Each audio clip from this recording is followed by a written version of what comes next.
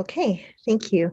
So hi, everyone. Welcome back to our closing keynote conversation. My name is Starr Muranko, and I'm here in beautiful Coast Salish territory, home of the Squamish, the Musqueam, and the Tsleil-Waututh First Nations. And I really give a lot of gratitude for allowing us to live and work and have our Dance in Vancouver conference here in their beautiful territory. I'm Moose Cree from Northern Ontario on my mom's side. We're also French Canadian and German Prussian. And I'm co-artistic director with Raven Spirit Dance, and I'm co-curator for Dance in Vancouver this edition with Michelle Olson and Angela Conquet. And what a wonderful 5 days it's been with all of you, connecting in different ways, both online and in person.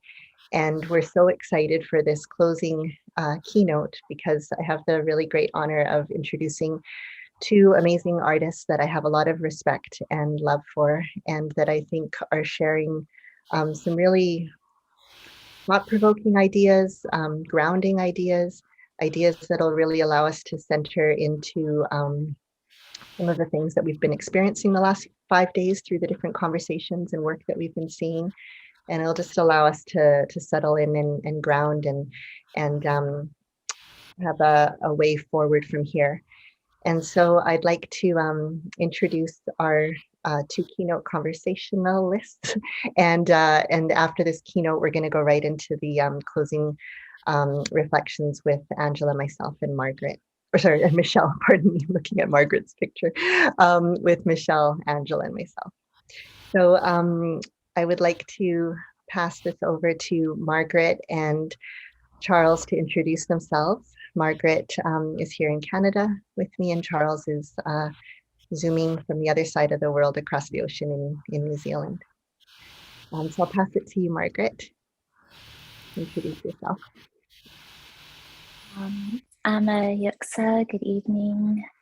Ni'itun Gildadawit, Simwilpsveld. Toyaxi Hafgedel Yiptun Squamish, Jacob, Winfni Anokdit Num, Vakipdit, Ruamgori, Wendy Hoxie, Spakait Disum.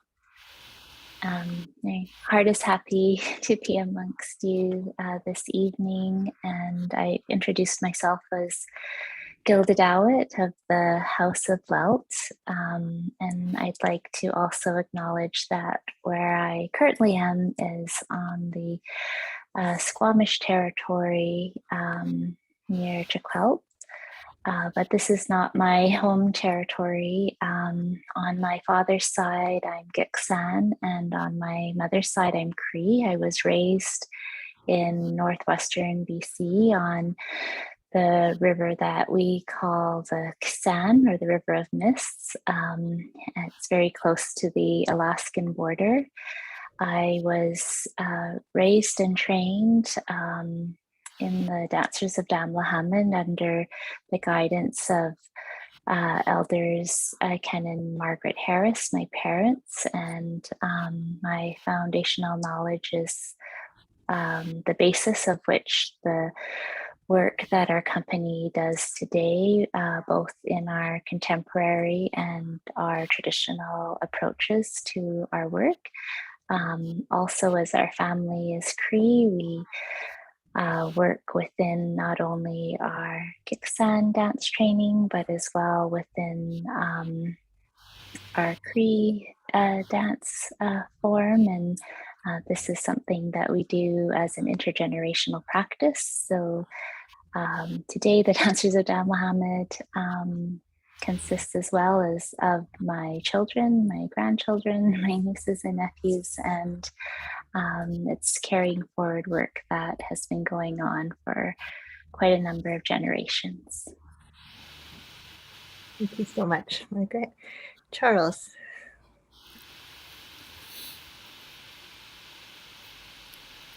Kia ora koutou. E mihi aloha ki au koutou ko tai mai nei, tēnei rā e tautoko te karangaranga maha, tēnei au no rira tēnā koutou, tēnā koutou katoa.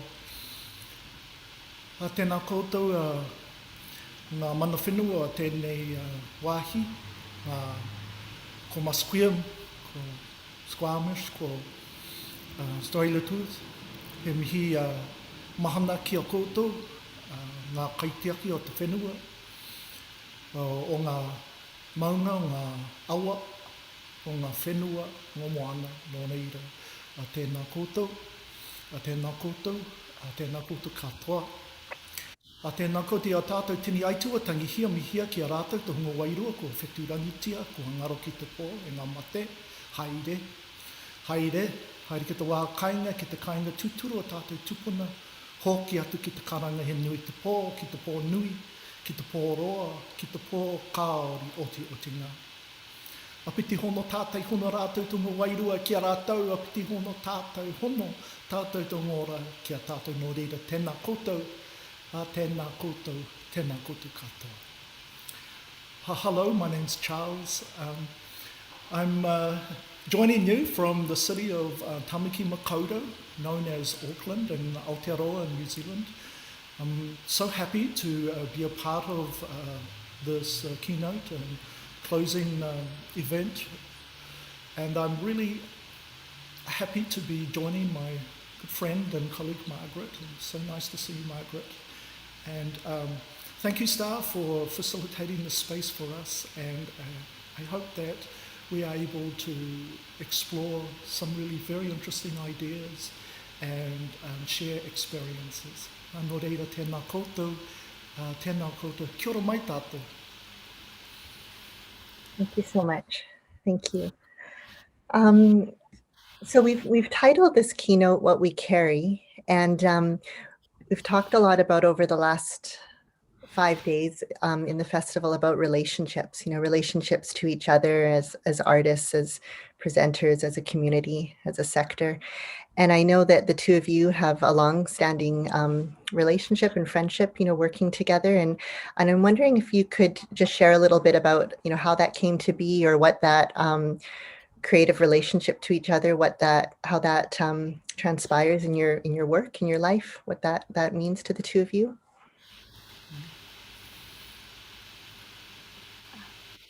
Thank you, Starr, and thank you, Charles, as well. I'll start just by sharing a little bit about how Charles and I met several years back at the Banff Center at the time, and I was really struck by the capacity that Charles has to work very clearly within an understanding of traditional and contemporary practices. Within my own practice and within my family's practice, it's something that has been a focus, especially at the time as we were creating new work, and really, I think, moving forward from the work of the previous generation. So for myself, I was in a place where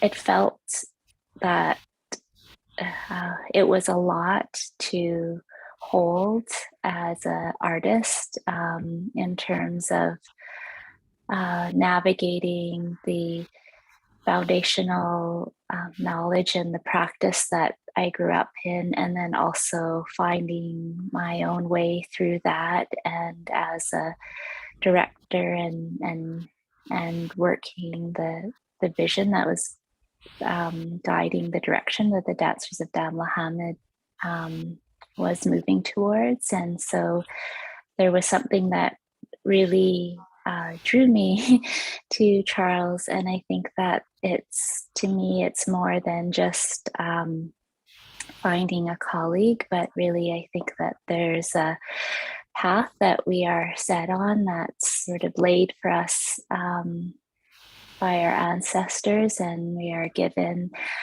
gifts, not only those that we inherit, but those that are given to us within our life. And I truly feel that that is something that was a real blessing when I first began to work with Charles, it's not only very supportive, but I felt like it was something that was, that we were meant to come together in this way, not just for whatever work that was like specifically being done, but in a sort of a bigger capacity than that.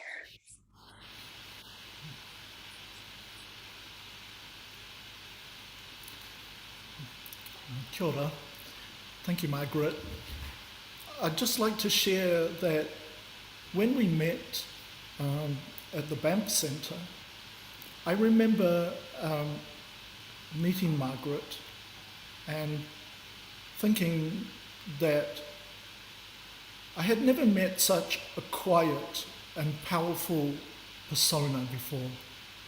And it really was quite an arresting experience. Having been, often in the company of artists who are quite boisterous and really demonstrative of many aspects of life, it was really refreshing to have met a being of such kind of quiet resilience. And this really was a major factor in wanting to get to know Margaret more. I think that one thing I would share, though, which was really astonishing for me, is that when we got to know each other, she invited me to come to work with the dancers of Damelahamid. But in a way, she said, come and work with my children. This is a really, really powerful request for someone we are just meeting, that she had asked me to do that. And then we discussed the reasons why. And for me, they were a kind of perfectly balanced kind of request around growth, nurturing, and the acquisition of experiences. And so I was thinking to myself that of all the different types of pathways and journeys that I had taken in my life up to that point, and though that I'd only ever come across anything as closely related to this experience when I was at home and amongst my own community. And because I had been away a long time at that time, there was an invitation to become part of a family. And at that time, that although that there were many aspects of what I was doing that were being nurtured and grown artistically, maybe philosophically, emotionally as well, and spiritually, this idea of being able to be a small part, in a way, to be connected to a family, it was really, really an amazing, very generous invitation. So I said yes, because it was a very important time, and I think what I agreed to with what Margaret's saying, at that time it was a sense of convergence, and that Margaret and I were meant to meet each other and then find out what we could share, what we could learn from one another, and then what are all the different types of things surrounding us that are not necessarily in the space all of the time that we know. And these are things about creativity, about spirituality, and they're about ancestors, the presence of our ancestors and what they left for us. So this was a really important time for me, and I recognised that it was one of the most incredible invitations that I had ever received. Well, thank you, Margaret. That's so beautiful. Thank you for both of you for sharing. It reminds me, when I hear both of you share, and when I'm witness to your work, both of you seem to have your sense of time and space, and how you view that is very expansive, and it's simultaneously expansive and very much present in the moment too. And I feel that that's something we're all, I think, looking at right now, is how are we able to hold this space and this time that we're in right now that's shifting, like literally quite in front of our eyes, in in time and space, and where we are in virtual space and present space in, in 3D reality. So I'm just wondering if you have anything to share or offer that might sort of be helpful as we're all trying to think about how to navigate those different times and spaces that we're finding ourselves in.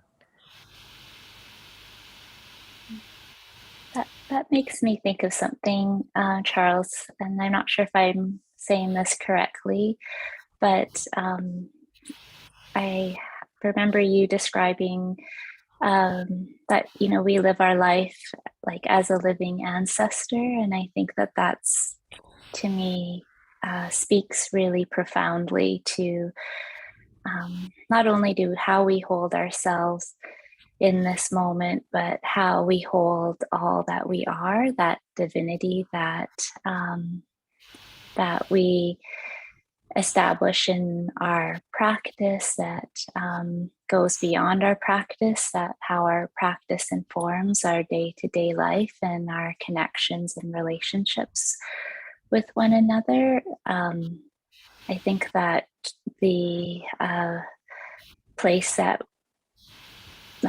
we find ourselves in, especially, currently, where there's so much upheaval, there's been so much change in the world, there's been so much that has isolated us, there's been so much in our communities lately that have really weighed heavily on our hearts, and even like just today I had a big journey of trying to like get from where my children are living to back home, and the worry of flooding and so forth. And I think that to have the capacity to remember that we are more than this time and place, but that there's something that has that longevity and will continue to have that longevity. I think that was a really important way of articulating the way we carry ourselves or carry our ancestry in those words.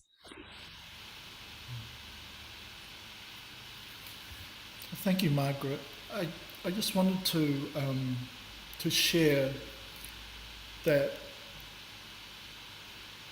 one of the things I find is, because I've travelled so much over the years, and many aspects of my exchanges with different communities and different artists and individuals have been based around what I carry. And because I'm often away from home, and that I'm carrying my home with me in memories, and also too in my own body and my DNA, my ancestry, and also too some of the ideas that I observed and heard from my community. So this idea of being a living ancestor or an ancestor of today is quite important for me, because it is one way that I maintain a kind of groundedness no matter where I am, and that when I stand in a place, that I also bring my family, I bring my ancestors, and I also bring too some of the aspirations and the history and the trauma of my people as well. And it's such a big thing to say my people, but it feels like that when you're alone. And that often I think that a lot of the experiences of people of the past few years is the kind of loneliness or isolation that people feel. One of the reasons to be involved and to uphold the kind of ideas of one's identity, and that's a very difficult idea to hold on to for a lot of people, because some people's identity isn't as easy to state or to say, or else their identities or our identities are fluid in relation to the context that we're in. However, say maybe through the pandemic, we eventually have to come and live in our own isolation. And that's very difficult and very challenging. in my case, in the pandemic and when in the past, when I've been away from home, it's always been those voices, the memories of those songs, or the images I have of people doing haka or dancing that keep me understanding why I'm away from my family. And in a way, I think that maybe other artists out there listening right now will identify. In my case, it was my family that let me go to have these experiences.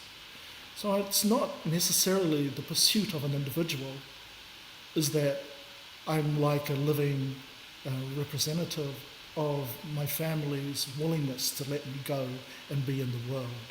And this is a very, very important lesson that I've learned, that I've always tried to carry. So all I can say about this particular situation right now is don't ever try, or no, not try, but don't forget that we have many people with us, even when we're alone, and that we have faith and belief that they are there, they are taking care of us. And this is also of the ones who are not with us any longer, those who are guiding us, those who have laid down a kind of a plan for us, for our future and our present. So I think that that's important. And I would say, as an artist, that's maybe one of the role of the artist is to engage with that, so to help other people creatively, intuitively understand that we're not alone. And maybe that's one of the roles of art and dance, is to commune no matter where we are. Beautiful. Thank you. That, I mean, the question that comes to mind hearing you both speak is what is, as artists right now in your practice and in your expression creatively, what is it that's either interesting to you right now, or what's sort of pulling you or drawing you, or where are you feeling that your energy is going right now, that you're interested in exploring or contemplating right now?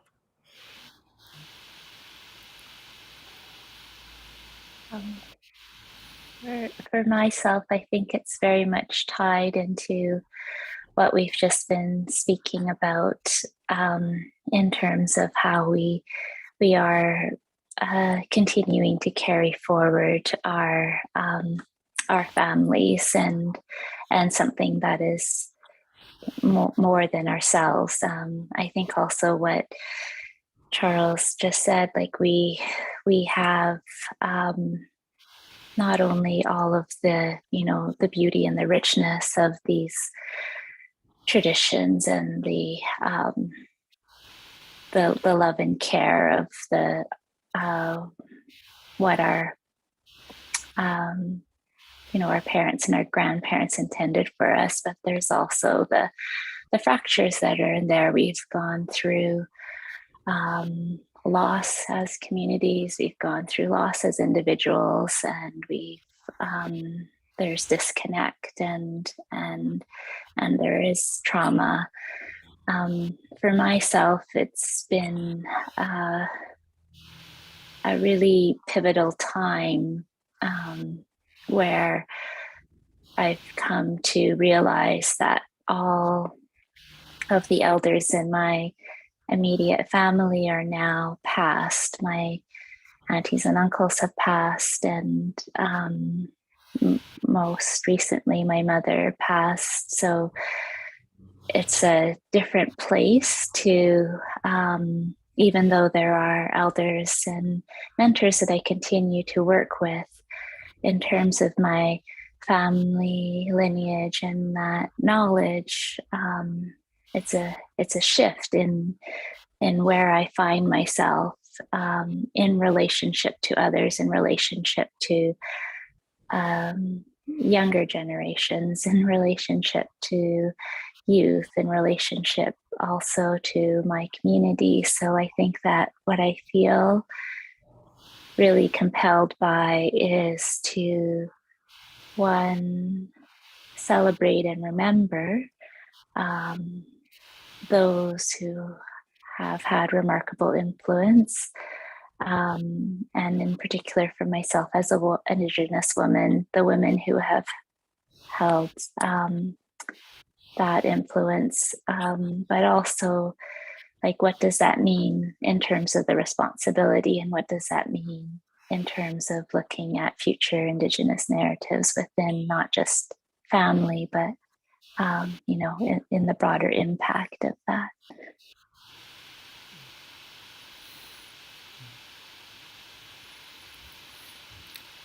Thank you, Margaret. Thanks, Starr, for this question. I think for me, I'd like to talk a little bit about what's interesting me in my work at the moment. And I think that, I know it sounds, a little bit maybe repetitive, but because we are in a kind of pandemic kind of times, and these are quite kind of influential situations that we're faced with, I find that at the moment that I am really concentrating and in some ways celebrating the fact that I've been an independent for a very long time. And sometimes I'm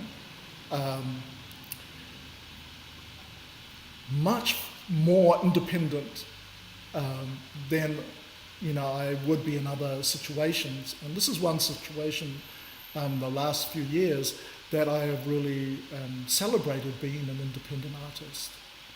Now, what does that mean in this time? And I think I would like to kind of reach out to other independent artists right now, if you are listening, that these are really quite amazing times because they are about relocation and recalibration of what it is that you're contributing and who you're working with and how you are containing that kind of contribution. So this is also about infrastructure, it's about funding, it's about how you connect, with people and also with organizations. So I think that the times right now is that there has been a lot of loss and trauma also connected to how we practice. And in that way, I think perhaps in the sense of like authority and things like that, that largely, governments, communities, organizations have been in a way responsible for some of the unease that's been happening amongst practitioners. And that, gladly though, that seems to be subsiding a little bit because there's that kind of, people are much more used now to the perceived threat of change. And so change is one of these things where now, like say for myself as an independent, I see that there is a much more interesting space for me in my practice than there maybe was earlier. And perhaps the leveling of that perception is because we are all collectively lost quite a lot of what we identified as being the kind of stabilizers of our practice and also of our communities. And I would think right now is that, and I think this very strongly of when I'm working with Margaret and with the dancers of Damelahamid, that collaboration artistically can transform very quickly to community. And community is about family, and like in my context, sub-tribe, tribe, like hapu and iwi. So it doesn't take much to make that transition to look at collaboration as being another form of community. So that's where I'm at right now for me, because I think that there is much more to learn from that kind of, let's say, artistic process that we might call collaboration, and think about it as a kind of intercultural process, because it means it's transformation of communities.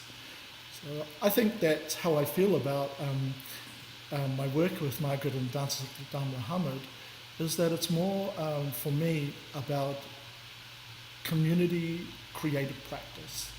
Of course, we collaborate together, and that there are many people that are in the family of co-collaborators of the Dances of Damelahamid. But I think then that we might think in the age of pandemic that there are many kind of ways that we describe the way that we work that no longer are as relevant as they were. And should we, and I think we should be relocating those terminologies as well, because they're about societal values and who gets picked up and who gets left behind. And at the moment, I don't believe that anyone should be left behind.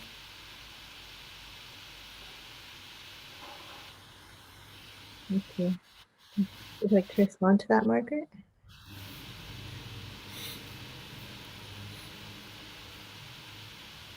I think that's a really beautiful way to put like what the practice is for. I think that as Indigenous peoples, we carry a lot of responsibility, but there's also a lot of vulnerability in the work that we do, and it's hard when you're opening up your heart and you're making yourself vulnerable, and there's misinterpretation, and there's there's different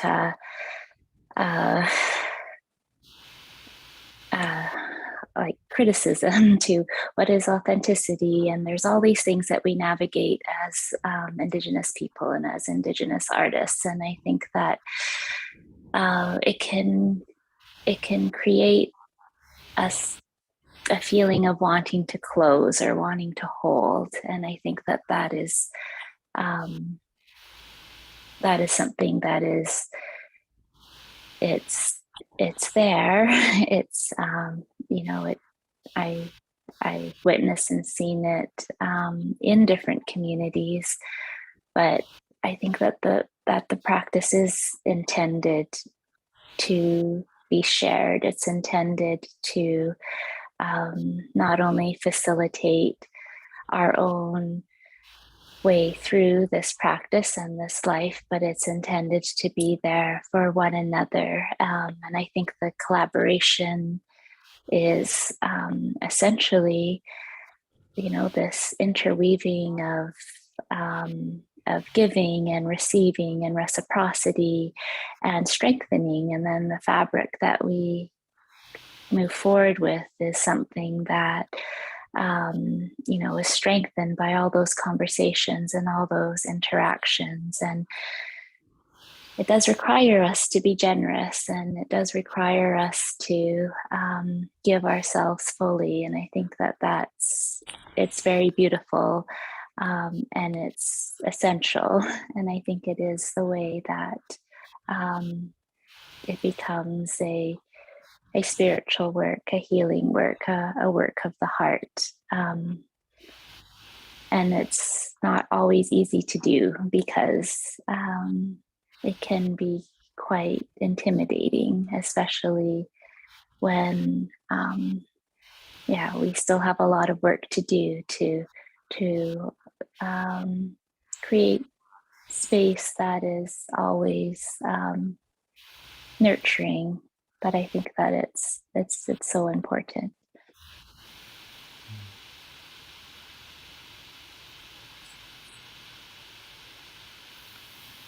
I think, if you don't mind, Margaret or Starr, I would like to kind of follow on a little bit from what Margaret was sharing, and maybe share some of the experiences that I've had when I've worked with Indigenous artists and communities and companies in lots of different areas around the world, but especially in Canada. And my friends and colleagues out there will know who you are, and I'm so happy that if you're watching right now, I'll give you my greetings.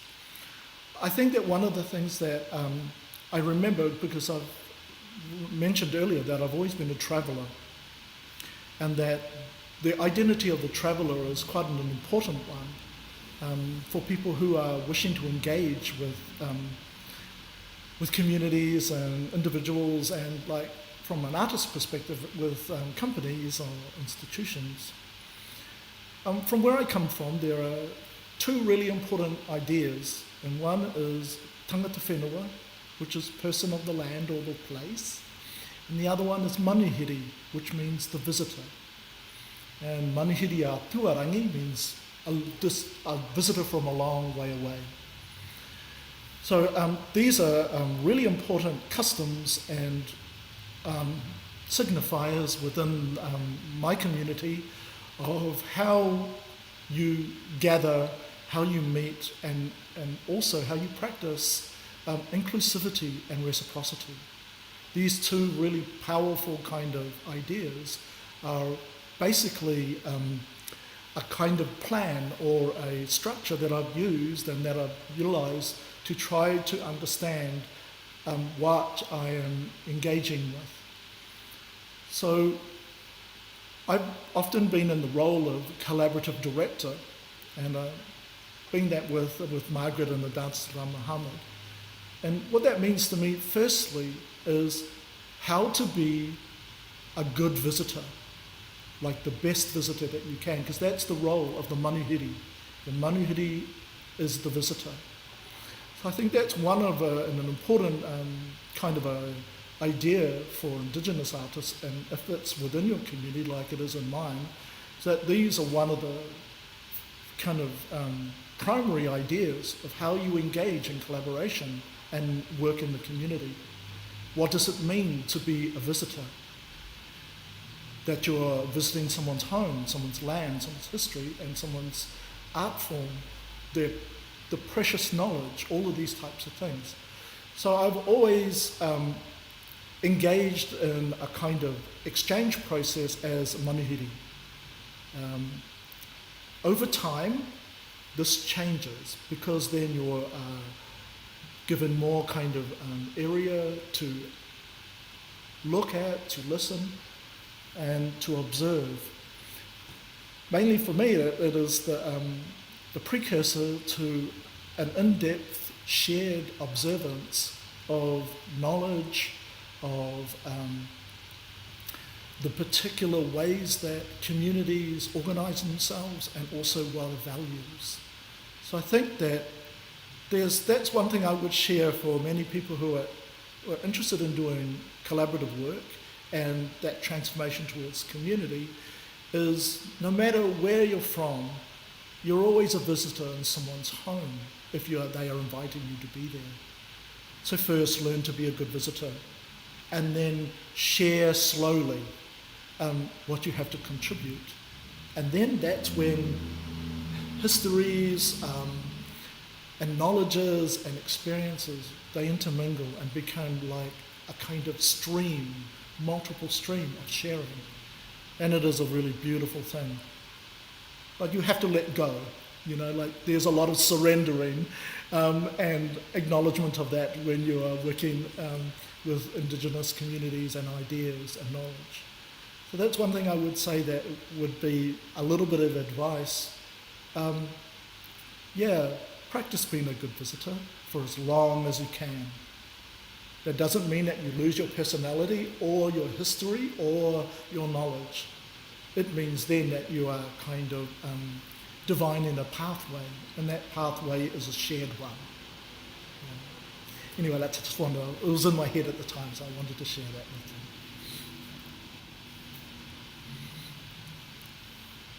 you. Beautiful, thank you.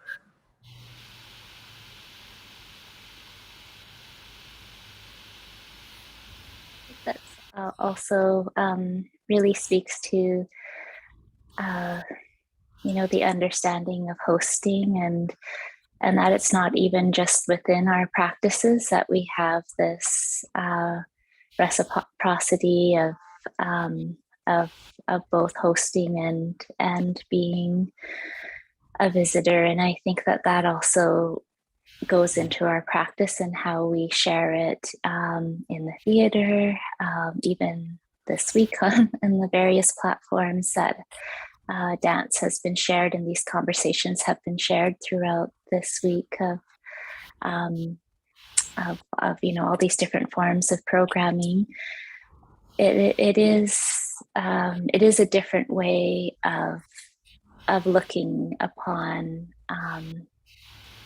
what the work is and what it is that we are doing in the space. I think that although the essence of it is the sharing of a creative work, I think it's held differently when you're holding it in a space of either a host or as a visitor in that space. And I think that's a really beautiful and profound way to not only look at collaboration or residency or any of the other ways that we articulate these these different contexts, but also even just public sharing and witnessing in theaters and performance. Yeah, thank you to you both. It's reminding me a lot about some of the conversations I've been sitting in on the last few days around this idea of slowing it down, and having what is touring potentially going to look like in the future? What is it going to look like when you actually are invited to come to a community or come to a new city and share, and potentially having more time in that location as artists, and not just flying in and out. So I think it's very much connected to what you're sharing. I love what I wrote it down here. Share slowly what you have to contribute, Charles. When you said that was just, yeah, I think, if we all, and it doesn't mean that things are stopping or that we're not going to be achieving many things. It's just a different way of being and coming back. I hear both of you speaking a lot about values. What are the shared values? What are the values that we bring to collaborations and to relationship with each other? I'll open it up to the two of you there. I think also just what you said, Starr, and what you said, Charles, too, is, it speaks to the importance of something. If something carries that importance within your heart and your very being, it's not intended to be processed very quickly. Like the respect for what you're doing, for who you are, and for the others that are part of these relationships requires that longevity. And I think that that's really an essential reminder. It's a very also interesting idea of what constitutes research. Because I think then that perhaps, if we look at it from a dance context and that as a kind of creative process, and perhaps as also a stage of a dance person's career, being a researcher, that's in an interesting kind of way.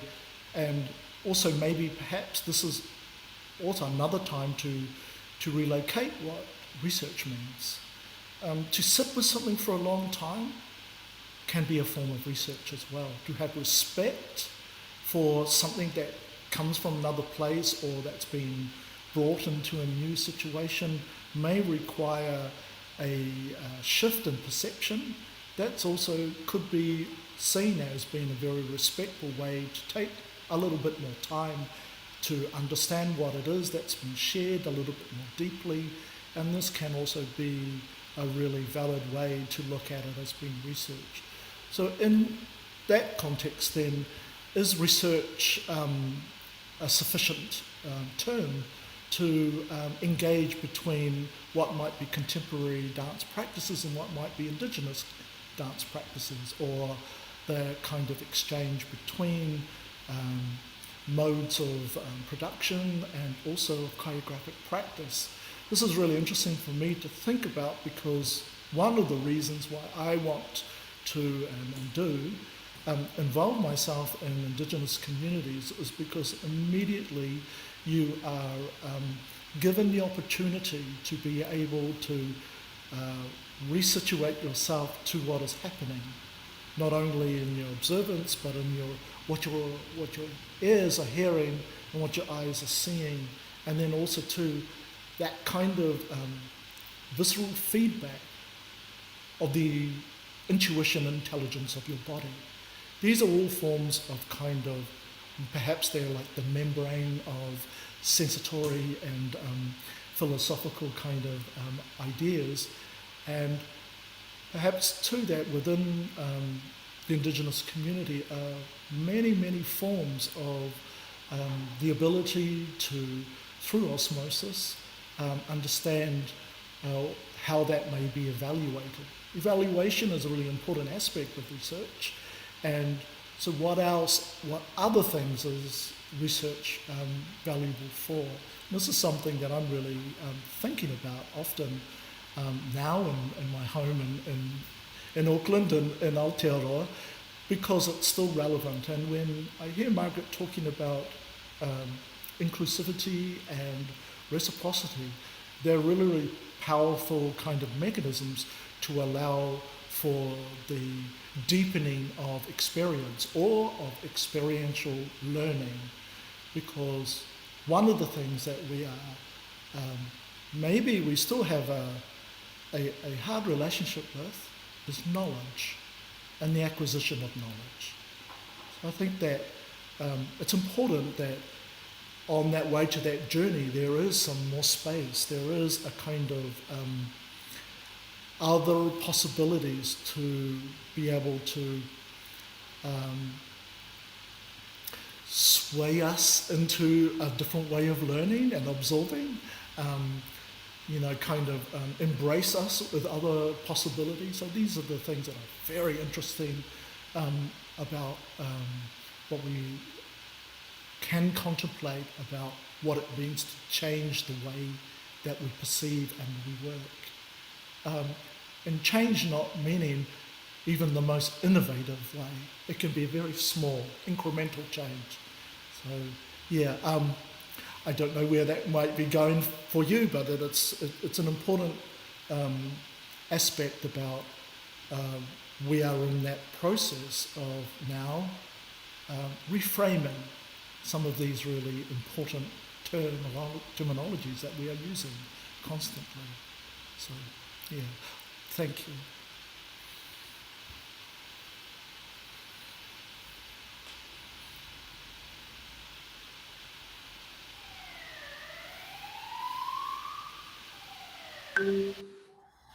Would you like to respond, Margaret, or?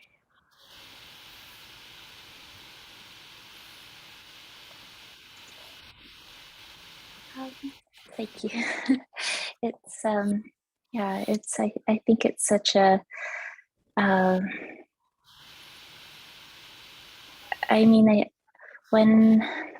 it's a lot to it's a lot to also just sort of sit with, and I think that's also part of, I guess, what we're speaking about is having that space and time to sort of process some of these what these larger questions are and how they do impact our practice. And I think that right now it is such a time of change and uncertainty, and we don't all the way know what we can guess what it's going to look like in the next several months or the next several seasons, but we're always having to adjust and be a little bit more fluid with how we imagine things to be. But at the same time, I think that there's this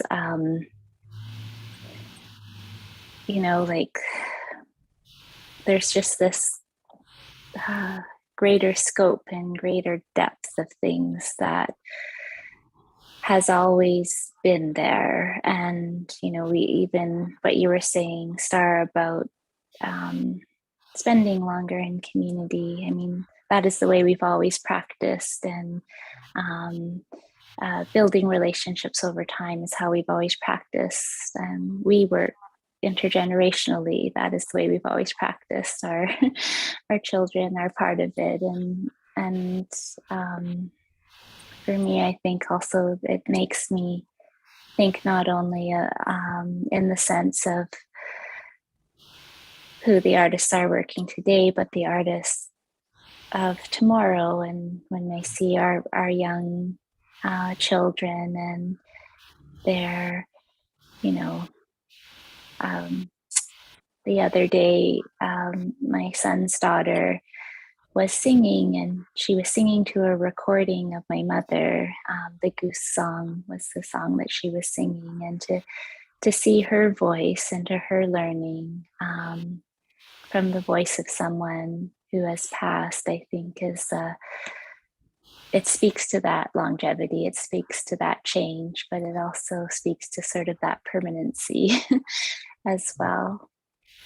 And, you know, it's very hopeful for me. And I think that that's the important part for right now, when it can feel quite weighty where we are in all the uncertainty, that there's a beauty and a hopefulness in those moments, and what's coming. Beautiful. Thank you, Margaret. That reminds me when we spoke, the three of us, I guess it was a couple weeks ago now, we I have here in our notes that we talked about legacy not only being about the future, but it's also how things are woven in the present and guided by those who came before us. And I just love that when you're speaking, Margaret, that just feels like it embodies that idea or that teaching. And so maybe just you know, as we come to almost an hour now, come to our closing kind of remarks, I'm just wondering, really anything you'd like to share with everyone who's listening, or along that line about legacy and where we go from now. What are we going to be carrying forward?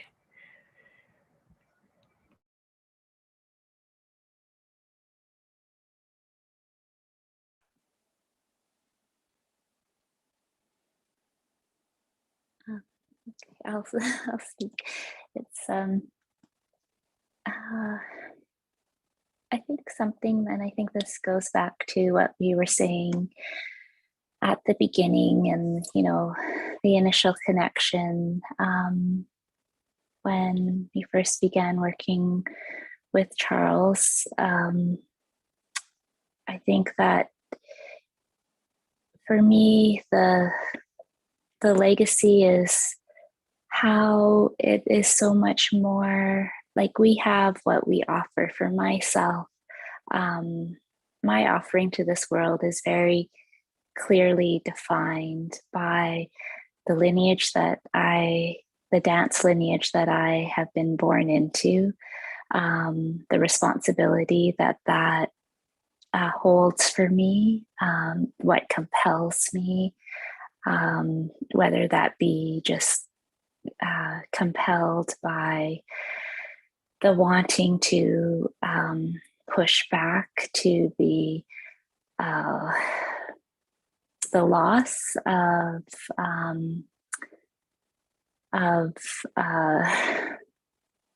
presence that I think as Indigenous people we've had, that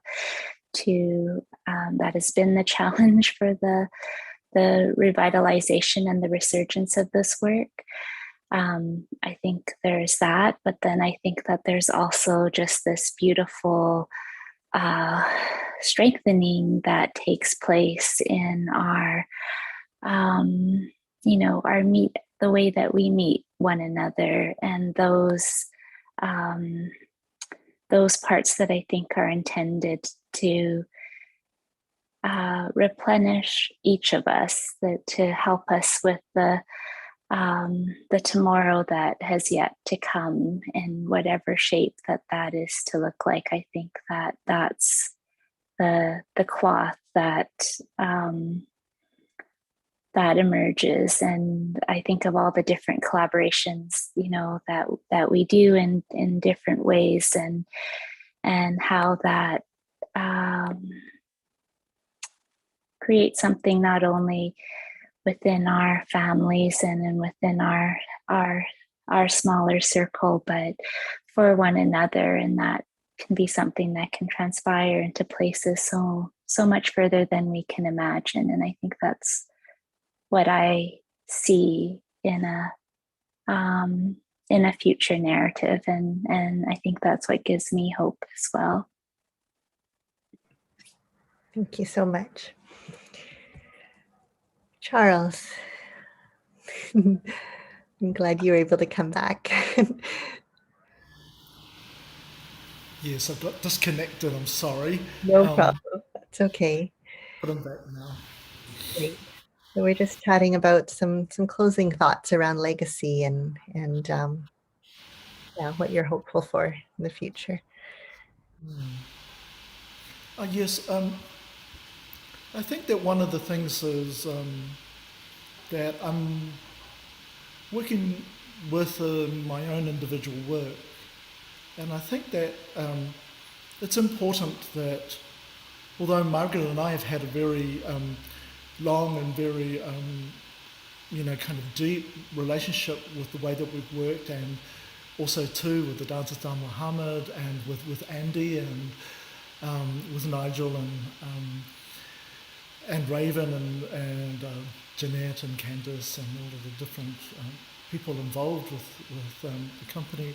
I think that part of that is really important, that if you do have an individual practice, no matter if you are associated with different people, it's important to keep that vital for yourself. That's a really, not only is it a personal journey, more so than that, it's also honouring the contributions that you have been given from your people, from your family, and from your ancestors. So I think that perhaps that within, and I can speak from, say, like as an Indigenous artist, I think that's something that we don't often claim so much, because we're very communally orientated.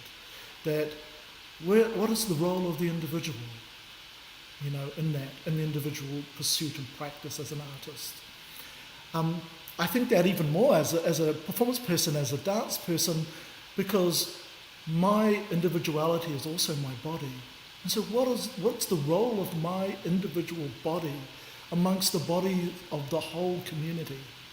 And this is a very, very also a challenging and difficult idea to even ponder.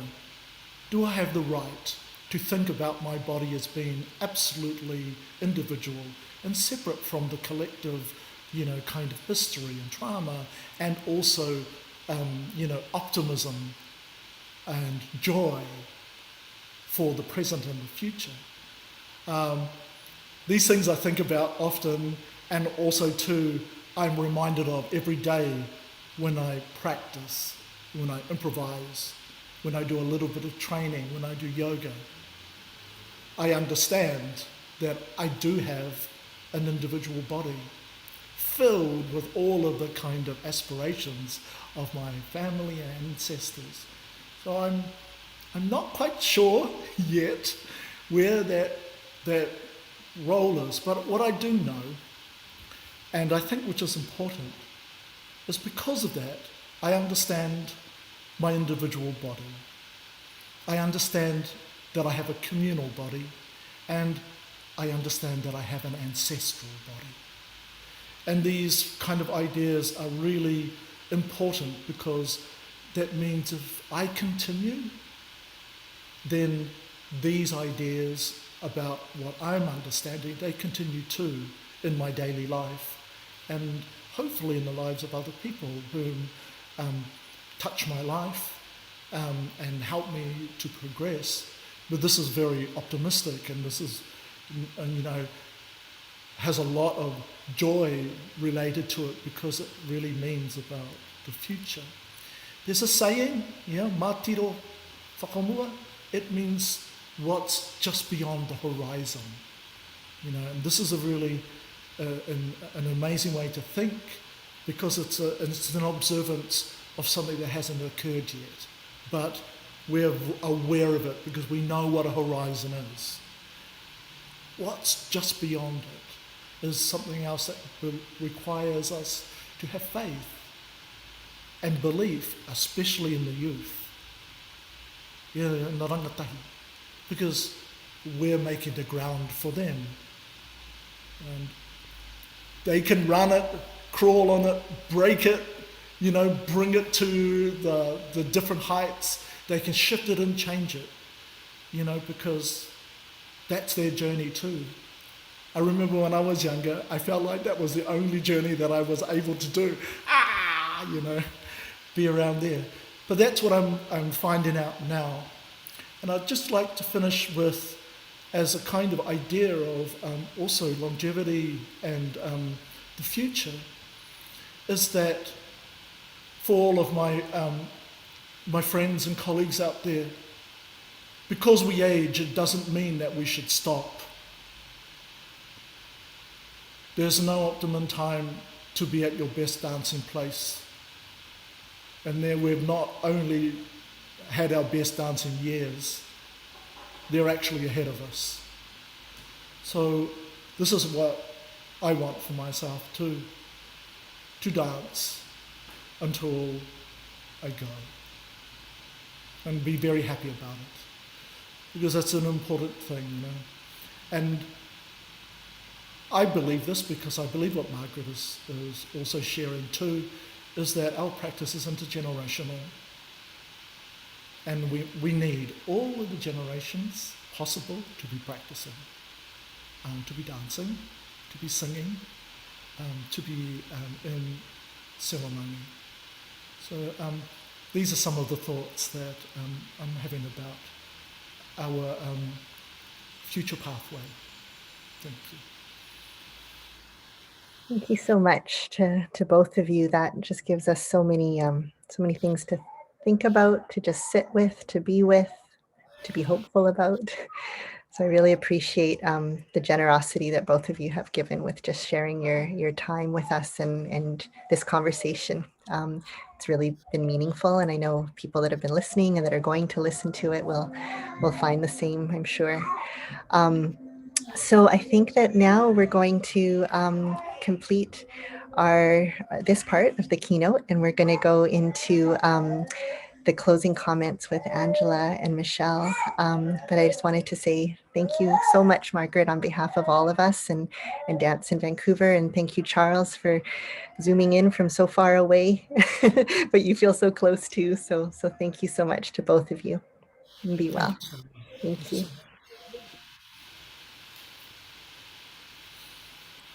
Thank you, Starr.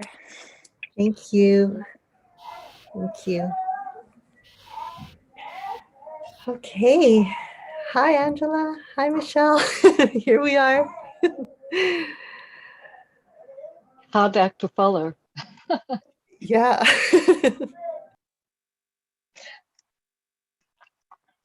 So, as we transition into, I can't believe we're here. We're here at the close of our time together, and yet it's still, as circles go, it feels like the close and the opening all at once, the ending and the beginning. So I think we're going to take some time to kind of go back full circle to our original intention and our curatorial vision for this time, and then just offer some reflections on what we witnessed and what we experienced.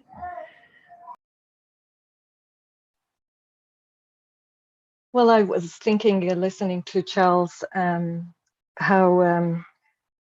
much I relate to what he was saying about what it means to be a visitor or a good visitor, because myself, I have been a visitor from afar. I'm a visitor on these lands from which I'm speaking, from where I'm speaking now, the lands of the Wurundjeri people of the Kulin Nation, lands that are unceded Indigenous lands, and I feel so grateful for being a witness to so much knowledge, ancestral knowledge, and worldviews and systems of leadership that we just don't work with, we Westerners, as I call ourselves. And I think for me, this experience of having been a guest curator and being a visitor to Vancouver was an exercise of not slow curating. I know we use this word and others use this word about our practice, and maybe it might become a concept one day. But I think for me it was an exercise of slow listening, and I think when Charles was saying, share slowly, I think this is what we have ourselves, the three of us, have been doing in the last year. And this is what the artists have been doing with us, I think, in the many conversations we've had, mostly entirely via Zoom for me, and probably for you too. And I'm just thinking now, if there's so many layers of sharing that I have witnessed and been part of and invited in with so much generosity, that it's kind of difficult to isolate only a few, because actually they are not individual layers. All of them are so interconnected and interwoven together. And I think that speaks to, I guess, what our intention was, that we work with, we are part of ecosystems, and we work ourselves we are with and within so many interrelations and intercorporealities that cannot be isolated. And I think we intended to share this with our audiences, and hopefully it was visible. And because I think of my practice as a curator, let's call it curator. My job, I think, is to make present dance. So I often wonder what it means to make dance present, and what actually being present means. And I think Charles and Margaret have spoken beautifully about what it means to be an artist, be present with one's art today in this unusual times as they are, and as we called them. And I'm just thinking how everything that I think we've put together are about the ritual of coming together, this invitation to reground ourselves through art, through dance, because when there's regrounding, there's alignment. And Alice Souffet, in the conversation the other day, Michelle, I loved how she said that alignment is what brings us to ourselves. And I think, linking that to the invitation that Justine Chambers put out there, the question, what do we care about right now? And made me think of all this many communities that I've come across, which for me had the feel of, we talked about neighborhoods of care, and when Charles mentioned, how he and dance artists have communal bodies, I thought, well, I hope that what this has been about building a community, or which in my case I understand as a sort of common sensorium, which is what a community of people sense together in one moment in time. And I think this is what we've tried to achieve. And that makes me again think of Lee Souffet, who says, dancing from a place of enoughness. And for me, that's what this has been about. And just because we talked so much in our Sweet Discomfort workshop, which was immensely inspirational, with Thomas de France and Razu Gilani, and both of them were talking about how it is time for us now to move from the ego centricity to the eco, to the everything ecosystem, rhizomatic structures of ecologies of being part of. And just as a final thought, that made me think of Donna Haraway, probably because we spoke a lot about how much we are nature and our bodies are nature, It made me think of Donna Haraway, who speaks about making Otkin, and she says how we must require each other to meet in unexpected collaborations and combinations.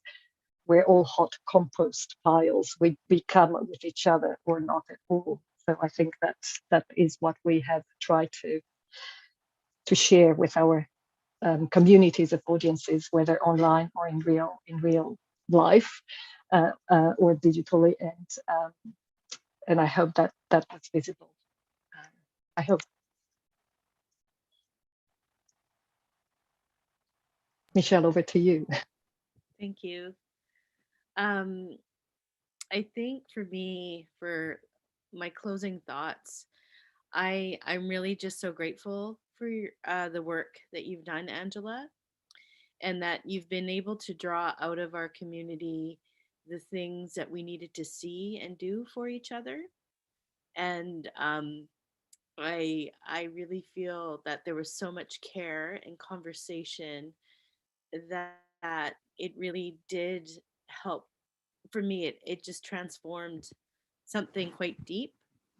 So I really, like, I think I was kind of amazed by you midweek, like, and also mid weekend. I was like, oh my goodness, I'm receiving so much, and I know it's because you've aligned these things in certain ways, and you've provoked conversations and listened to artists. So I really want to thank you for laying the groundwork for us to be able to be in this container.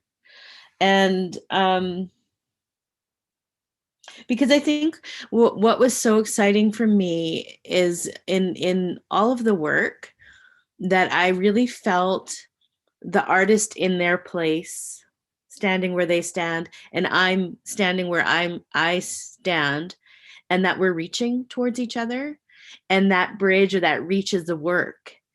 And it was such a vital place. It was so full of electricity and power.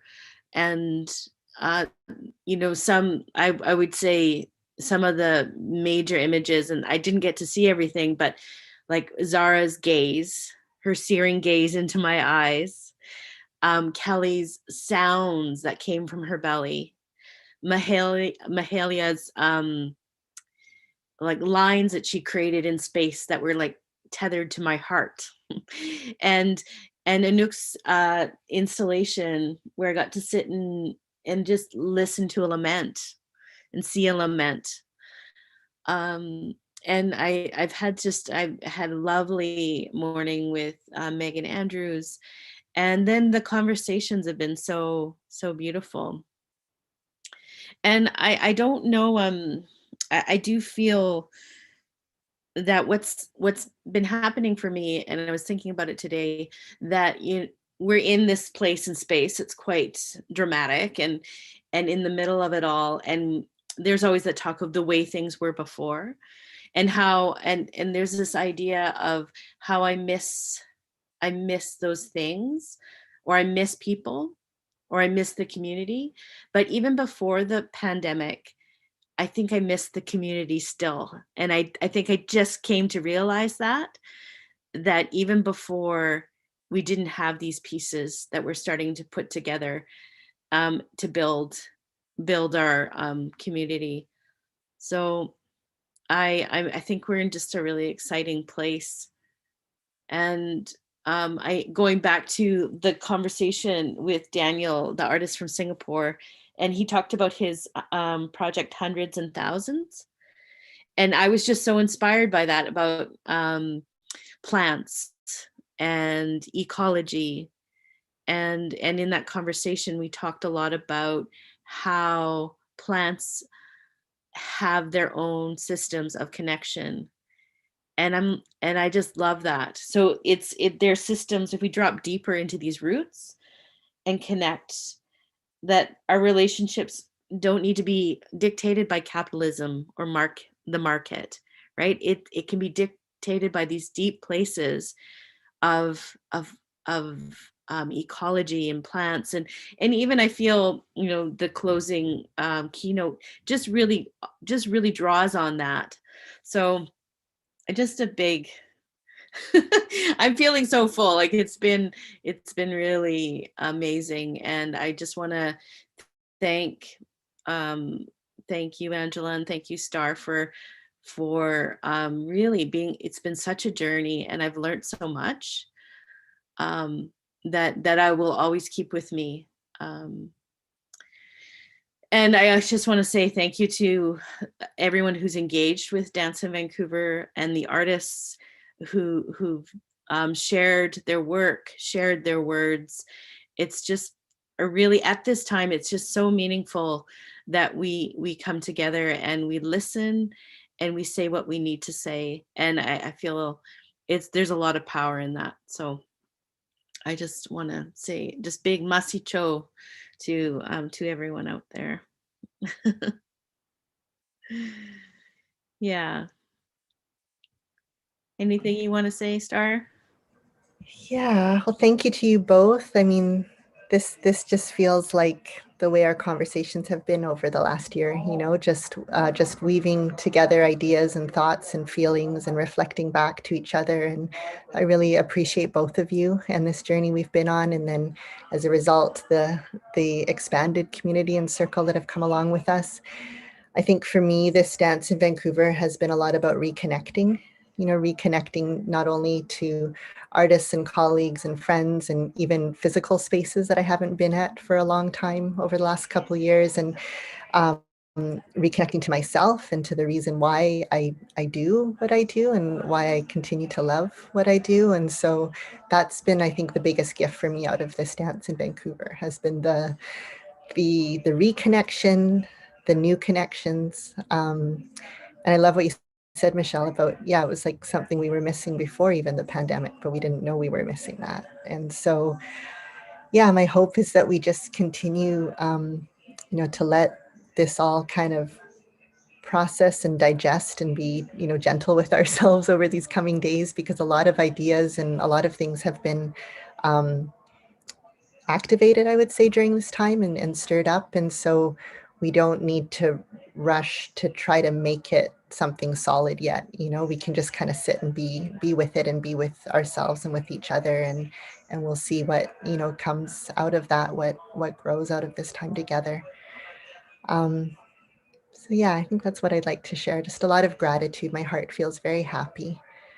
Yeah, and a lot of gratitude also to the Dance Center for trusting us, you know, to really hand it over to us and say, okay, as co-curators, what do you all want to do? And, you know, so to Myrna and Raquel and Heather and Linda and all the people that make the Dance Center work and all of the extra people who came on board to help Dance in Vancouver happen. I just really appreciate you. And I know it's been a big learning curve. Nobody's ever had to do this before in our lifetime. We've never had to figure out how to do a dance in Vancouver like this in all these different ways. So thank you everyone for being a part of that.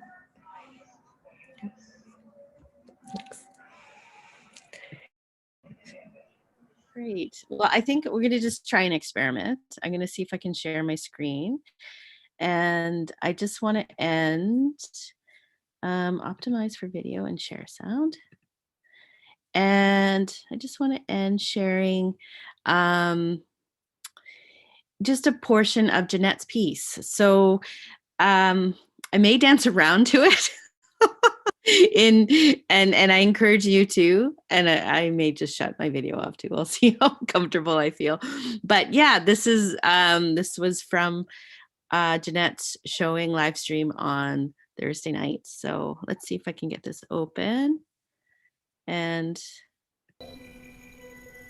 how is the volume? Is the volume okay?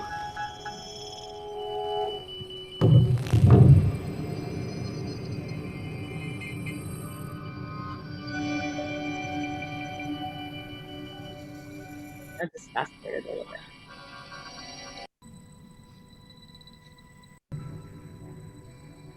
There we go.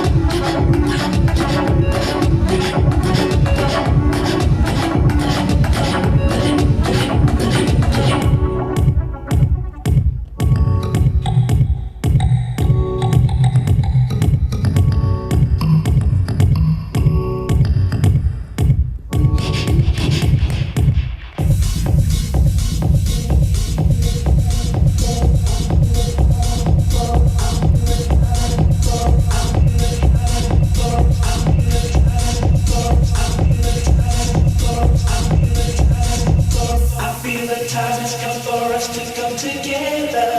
I realize that only we can make it better. I feel the time has come for us to go together. I realize that only we can make it better. I feel the time has come for us to go together. I realize that only we can make it better. I feel the time has come for us to go together. I realize that only we can make it better. We can make it better. We can make it better. We can make it better. We can make it better. We can make it better. We can make it better. We can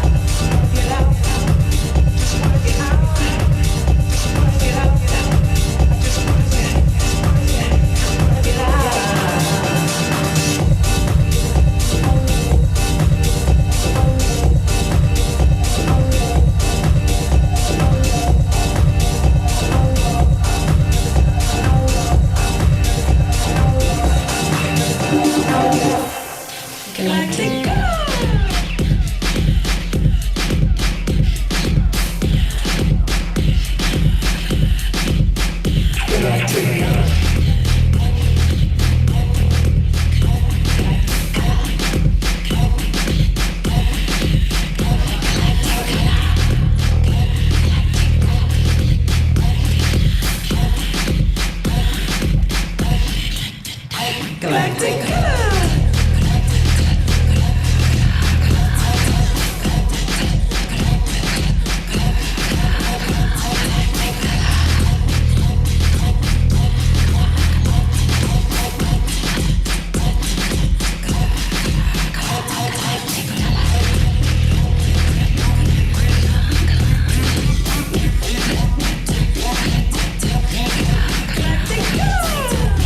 it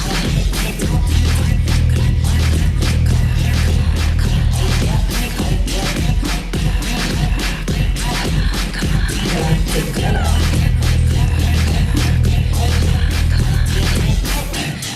Ancient to future.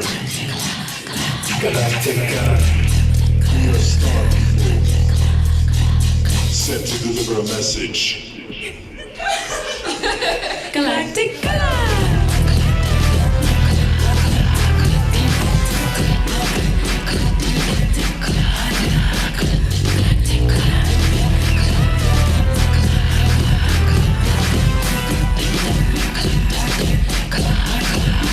Kita look.